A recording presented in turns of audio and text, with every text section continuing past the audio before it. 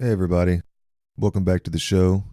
This is Marvel Monday and I am your host, Surprise. This is the 1 year anniversary and it's time to celebrate. It was March of last year that I started creating content for this channel, and one of the first things that I did was create a top 20 MCU movies list. In the time since, I've grown quite a bit, learned some things, and gotten a little better.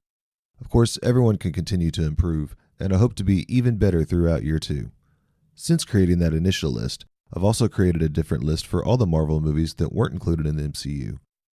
In addition, there have been 4 movies come out since that initial list was released, so I thought we'd celebrate my first anniversary by updating and combining the lists into one. There are some movies that moved up, some movies that moved down, some movies that stayed the same, and of course, they had to get slotted in somewhere to include the MCU movies with the ones that weren't included in the MCU.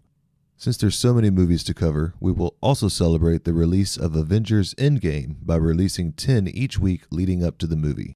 Thank you all for an amazing year, and I hope you continue to support the channel and that you enjoy the list.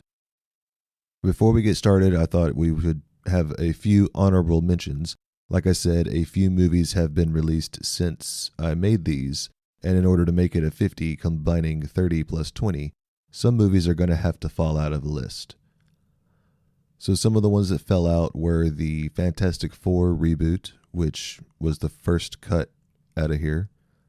Another one that fell out was Howard the Duck, and I thought I'd at least mention that the only reason that it was really in the list was because it's the first Marvel movie really out of all of them. It was released in the 80s, so because it was one of the very first, it had to be included, but it was only Marvel by the fact that Marvel owned the character. Beyond that, it was very easy to make it come out. And lastly, the Hulk movie, the first one that came out, just called Hulk. That one also fell out of the top 50. So let's get started with number 50. This one is Ghost Rider, Spirit of Vengeance. This movie just wasn't very good, but it was better than the 3 that didn't make it. Well, I say that, but I did go back and forth with the Ang Lee Hulk movie because it's a better true film than the CGI heavy, bad story having, cheesy line spewing garbage. But I just like how Ghost Rider looked more than Hulk, so I put it in here. The argument could be made for either one, honestly, to be in this spot. You can discuss below and tell me if I'm right or wrong. But me personally, I put Ghost Rider here over that Hulk movie because to me, the Hulk movie only had maybe 1 or 2 interesting things, whereas at least this Ghost Rider thing had 3 or 4 interesting things. So yeah, it wins to me. Either one is not a very great film.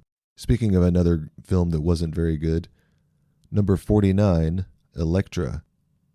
I've discussed this movie before, and I won't go into it too much again, but I do at least need to say again just how disappointing it was that this movie was so bad when Elektra was possibly one of the best parts of the Daredevil solo movie that came out before this. That's really all I have to say about it, though. Number 48, Ghost Rider. This movie is better than the sequel, but it's still not that great. I love the way Ghost Rider looked in this. I didn't mind the Black Star Legion character. I liked it. I also really liked Peter Fonda as Mephisto. If you're going to put Mephisto in a human form, I think Peter Fonda looked really good for the part. The other bad guys that Ghost Rider faced were really bad. It's really just not that great of a movie. At number 47, I have Punisher Warzone. This is a very gritty R-rated Marvel movie before Deadpool, Logan, and before its time. It might have done better if it had been released closer to the Deadpool movie. This wasn't my kind of film, but then Punisher isn't my favorite character. You may disagree with this one, and I'd love to hear your thoughts in the comments below. Number 46, Daredevil.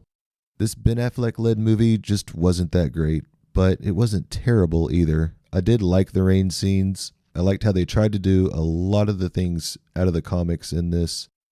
I didn't like Michael Clark Duncan as Kingpin. Not to talk ill about the dead, but I didn't like him in this role. And I also didn't like Colin Farrell as Bullseye.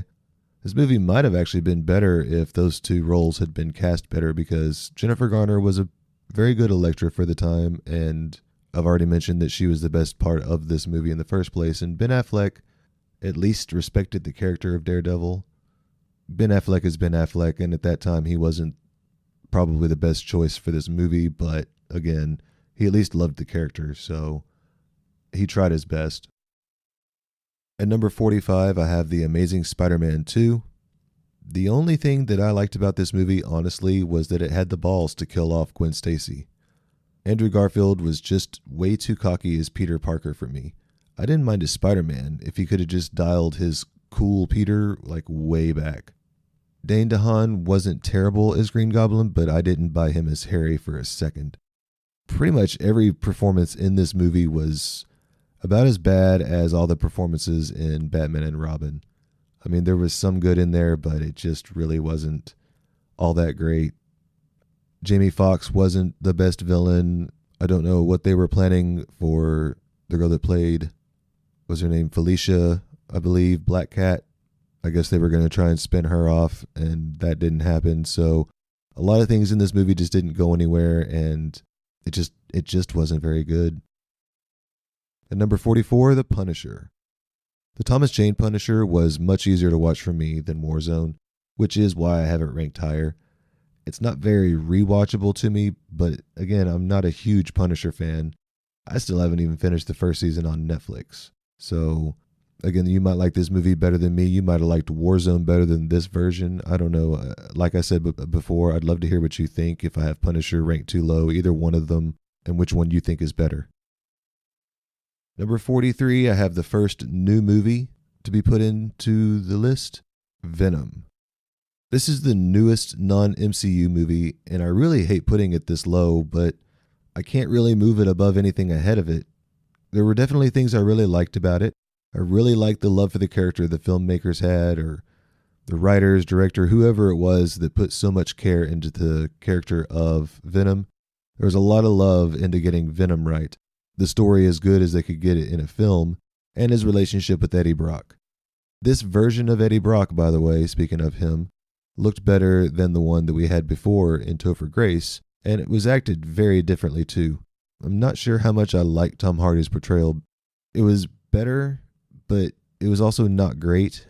They shoehorned in a lot of Venom looks, and I understand what they were doing. They were paying homage to what they could in such a short amount of time. I mean, 2 or so hours is only so much time to get it all in. So I liked the different Venoms that you saw, the Lady Venom and some of the other symbiotes that you got to see. But I also understand people not liking the way that they were put in. I was pretty excited to see Woody Harrelson as Carnage, but I'm not even sure if that's going to get made now. So it would be a shame to me. I would sure watch it. I liked Woody Harrelson in Natural Born Killers. I was pretty excited to see him as Carnage. Number 42, Fantastic Four. I didn't hate these as much as everyone else. They weren't perfect, but I liked them enough that it took me a long time to accept Chris Evans as Captain America and not Johnny Storm. I've talked about these movies before, so I'm not going to go into great length with some of them.